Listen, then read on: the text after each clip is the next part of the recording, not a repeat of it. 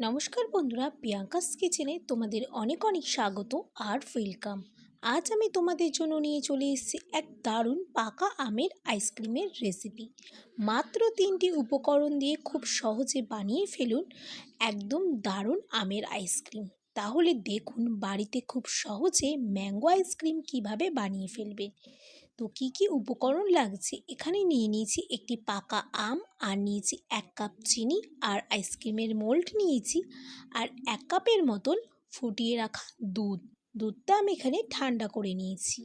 এরপর আমগুলো কেটে নেওয়া যাক। আমটা আমি খুব সুন্দর করে আগে কেটে নিচ্ছি। এই গরমে যদি একটু আইসক্রিম হয়ে যায় তাহলে তো আমাদের মন আনন্দে ভরে যায়, তাই না বন্ধুরা? এরপর আমগুলো আমি সুন্দর করে কাটিং করে আমগুলো বার করে নিচ্ছি প্রথমে। আর কারা কারা আমের আইসক্রিম খেতে পছন্দ করো আমাকে কিন্তু অবশ্যই কমেন্টে জানিও বন্ধুরা। আমগুলো আমার খুব সুন্দর করে কাটা হয়ে গেছে, দেখো বন্ধুরা। মিক্সিং জারে নামিয়ে নিচ্ছি। সব আমগুলোকে আমি এরকম করে মিক্সিং জারে তুলে নিচ্ছি প্রথমে। আমের আইসক্রিম বানাতে আমি একটি বড় সাইজের আম নিয়ে নিয়েছি।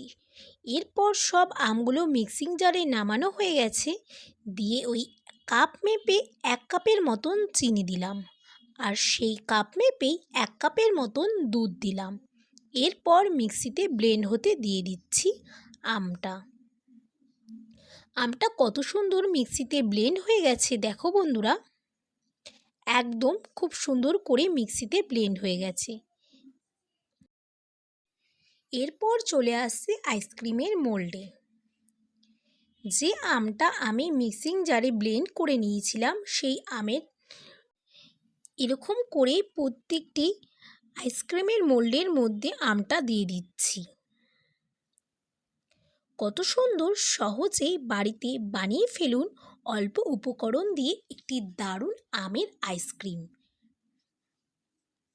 এরপর মোল্ডের সব ঢাকনাগুলো সুন্দর করে লাগিয়ে নিচ্ছি। এরপর চলে আসছি আমরা ডিপে। মোল্ডের ঢাকনাগুলো লাগানো হয়ে গেছে, ডিপ ফ্রিজে চলে আসছি। ডিপ ফ্রিজে আমি 7 ঘন্টার জন্য আইসক্রিমটি হওয়ার জন্য দিয়ে দিচ্ছি। 7 ঘন্টা পর ফিরে এসেছি। দেখা যাক, চলো বন্ধুরা খুলে দেখি আইসক্রিমটা কত সুন্দর রেডি হয়ে গেছে।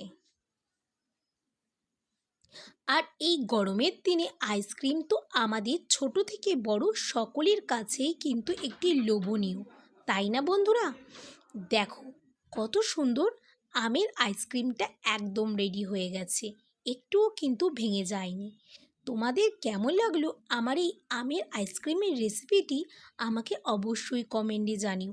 আর তোমাদের যদি রেসিপিটি ভালো লেগে থাকে ভিডিওতে একটি লাইক, আর চ্যানেলটা এখনও যারা সাবস্ক্রাইব করোনি চটজলদি চ্যানেলটি সাবস্ক্রাইব করে দিও। এখনকার মতন টাটা বন্ধুরা, দেখা হবে তোমাদের সাথে আবার কোনো নেক্সট ভিডিওতে। এখনকার মতন বাই বাই।